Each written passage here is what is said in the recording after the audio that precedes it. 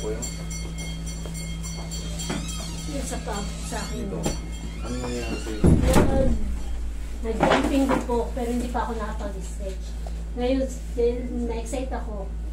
Bumitik yung ano, tapos tiniis ko pa ng 2 taon. 2 taon? Nasa, ano, sa airport. Ah, kaya nasa abroad. Tiniis ko. Tapos, Nag-exercise ron. hindi ako makapaglakad ng mas matagal. O. Ngayon, paano siya masakit? Sa walking lang masakit na siya? So, opo. Tapos Sa nag-ano running. na yung mga dito yung mga muscle. Pati yung muscle mo sa binte, nag-affect na. Sige, Pati yung paghinga ko kasi syempre, parang yung kerot, nararamdaman. Ah, okay. Kasi tagal na eh, 2 taon na eh. Kas, jumping rope lang. Opo. Hindi ka, kumbaga, naisipan mo lang. Oo. Walang out of Kasi ano. wala pang stretch. Walang stress, masabi na lang, basta pinira mo, may pumitik. Pumitik. Tapos pinabayaan ko lang. Tapos nagtuloy pa ako mag-jumping rope. Tapos nung palis na ako, doon na nasa uman na ako, doon naramdaman ko na yung ano. Doon mo na. Sige, kubalin mo yung shoes mo, ikakaya. Tingnan natin. Hindi na po ano, pati paghinga ko. Kasi Oo, nga kasi ako, pag masakit, oh. Okay. Pati Ramdam. paghinga, ramdam mo na. ramdam ko na po. Sige, ikakaya. Tanggalin natin yung ano na yan.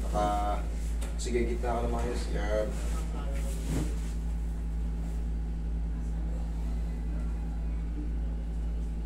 Pag ginanito ko, ma'am, huwag mong lalabanan na. Normal lang. Pag ginanito ko, Wala po.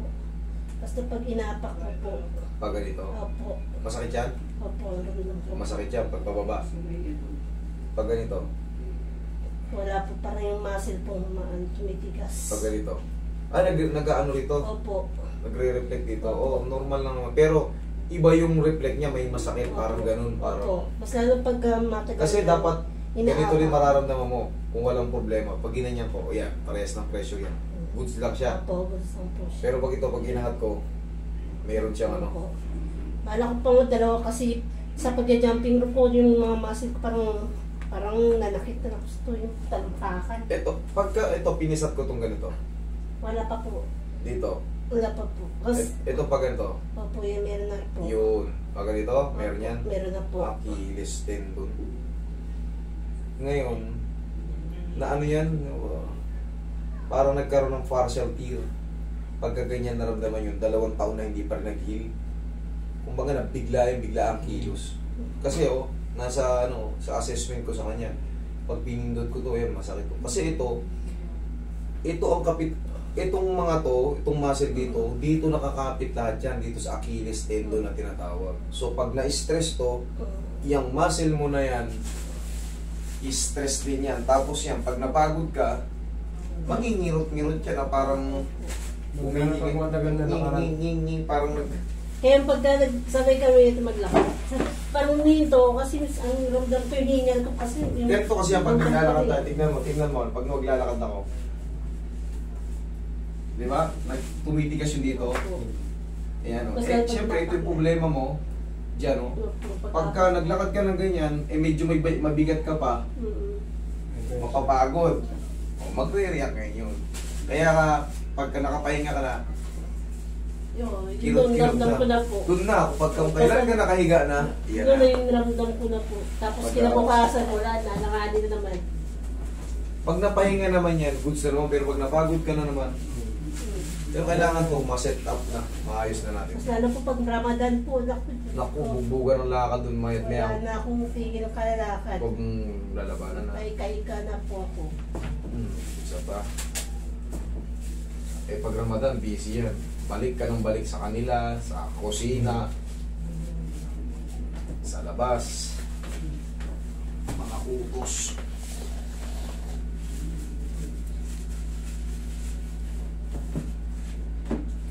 Thank you, Lord. Tsaka lang muna. Lutong mo. Yun na yan. Tingnan mo mga pag dinihin mo yan. Perfect na yan. Pwede po master sabay na yung isa para ano. Oo, lahat na. Salamat. Taktuhin natin yung pako. Sa uban pala kasi nanonood na ako eh. Babalik sa ulit dun eh. Oo. Ayun yung pinaproblema niya.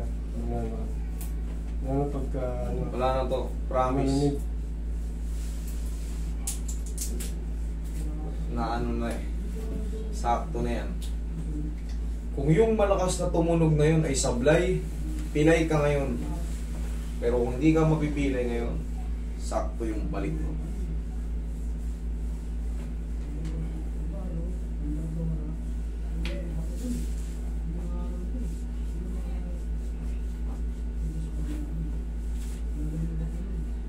Pag mag-ano ka, mag-jumping rope ka, magsapatos ka. Oo. Ha? Yun nga yung pagkakamali ko, hindi pa ako nakapag-stretch. Tapos hindi pa ako na-excite ako nung that time na yun. Hindi siya nag-stretching. Hindi pa ako nag-stretch. Hindi pa ako naka-rubber. Mag-rubber ka para ano, kung namimiss mo siyempre, telever, 10, 20, 30. Nilalaro ko rin dati yan. Oh, last lang. Pawis. Lambutan mo lang. Yan. Lambutan mo lang. Yan, para pasok lahat ng tulog. Parang walang laban. Yan, maibig nyo, no? Kasi pag lalabanan mo, hindi ma-adjust na maayos. Mapupunta lang sa mga muscle.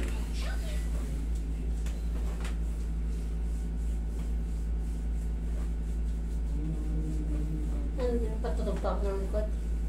Okay. Pwede ba yung master o papasakay na? Alam nyo, love na love ko yung mga OFW eh. Kasi OFW lang dati. Mas maganda yung babalik kayo. Nagtatabay na nga lang ako sa Nakakasit na yung katawan nyo. Kasi doon sa abroad, katawan ng puhunan natin dyan, kailangan hindi tayo mahina. Pagka mahina tayo, wala. Pauwiin tayo. Tsaka doon, pag namumblema tayo, yung isang problema, parang tatlo. Tatlo yung balik. Tiniis ko talaga yung sa umad. Talawat kalahati. Oh, testing. Pakanto. Off, dali. Dali, huwag mo labanan. Pipilipitin ko muna yung paa mo. Yan. Wala. Ito yung ano may pressure eh.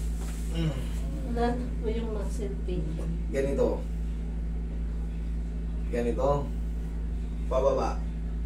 Oh, wala na. Kanina, pag ginanyan ko, di ba, nag-ano rito? Opo, Tension. naninigas na po siya. Yan, oh. Bang! Wala na. Tagilid ka. Ang katawan mo naman. Tagilid lang po. Tagilid po. Busog ka rito konti. Para pagbalik mo rin sa Roman, maganda yung katawan mo, condition ka. Relax lang. Bilang side.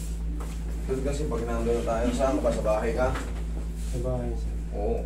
Ang bugbugan doon. Pag Ramadan, bubi ka rito. Ang tao na siyang karami pagkamit. Ang sikreto lang naman dyan.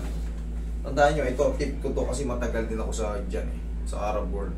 Ang sikreto dyan sa mga babae, kailangan marunong tayo mag-English. Maniwala kayo, yan ang pinakasikreto pag mag-abroad kayo.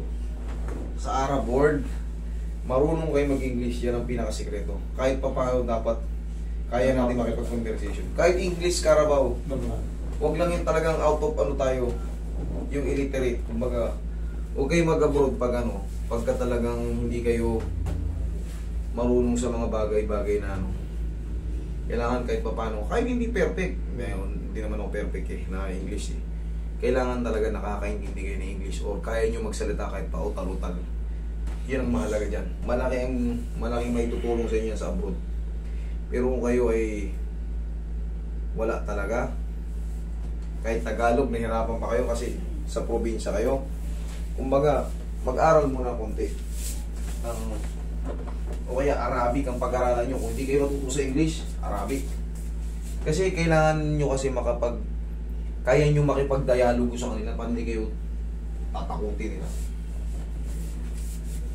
Yung mga amo kasi hindi mo rin sila masisisi. Pag inutusan kayo, aalis sila galing trabaho. O, gawin mo to. Gawin mo to, gawin mo to. Ikaw naman, yes sir, yes ma'am. Ngayon, pag uwi nila galing trabaho, nandun pa rin yung inutos nila. Kasi hindi mo naintindihan kung ano yung sinabi. Yes ka ng yes. May stress sila, magalit sila dahil pagod galing trabaho. Kaya kayong pagagalitan. Siyempre ikaw, gusto mong mga tuwiran kasi hindi ka naman maintindihan sa Tagalog. Kailangan kasi English or Arabic. Kaya yun ang number 1 key points para sa makatagal tayo sa Arab world. Pero yan, pag nakuha mo na yung kiliti ng amo mo, mababait yan sila.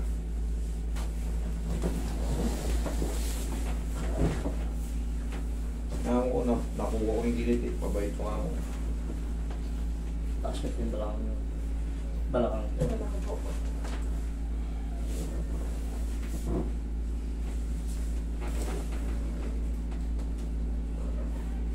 Relax na. Inhale.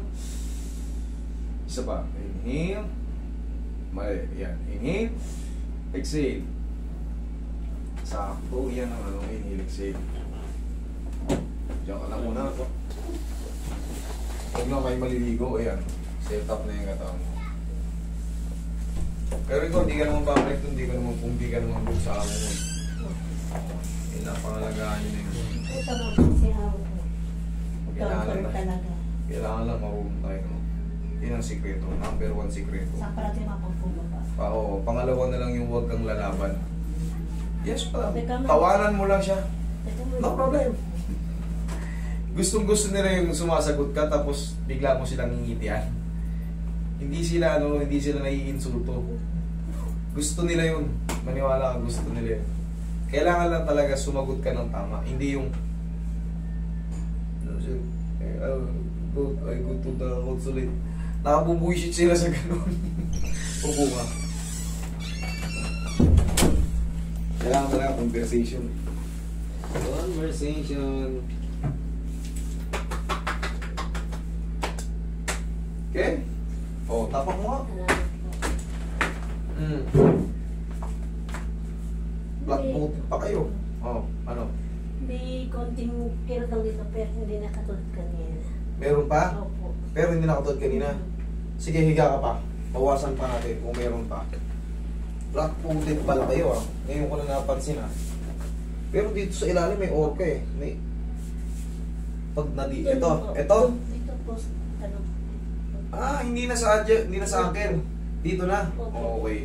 Roy, penging pang basyada natin dyan. Dito na pala sa baba. Tumira sila din po. Hindi yung pangano natin. Ay, ito na, okay na. Sige na. Ito na lang. Dito. Ayan, ay, yun po. Yan, dito pala. Hindi na pala sa ankle. Sa plantar na. Pag dito, sako pa ng plantar yan. Pero pag gumit na rito, hindi na yung plantar. Sige, repaying pang ano. Paying konting pang. Pala ko naman eh.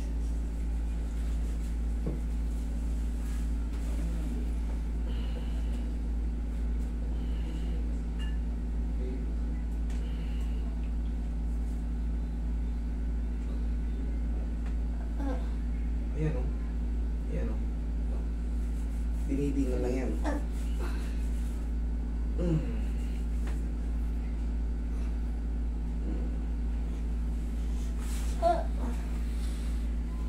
Okay, thank you. Heels plantar fasciitis. Dinidingan lang yan.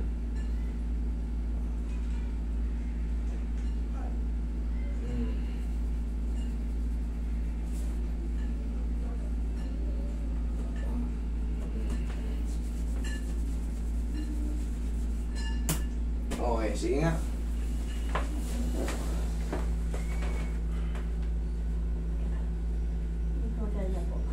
Okay? Meron niya konting-konting parang pero hindi na yung katulad ko. Hindi na yan, iba na yan. Kasi nawala na yung parang paninigas na dito yung mga cell ko eh. Wala na yan kasi nakaset up na yung talos joint mo eh. Okay? Thank you so much.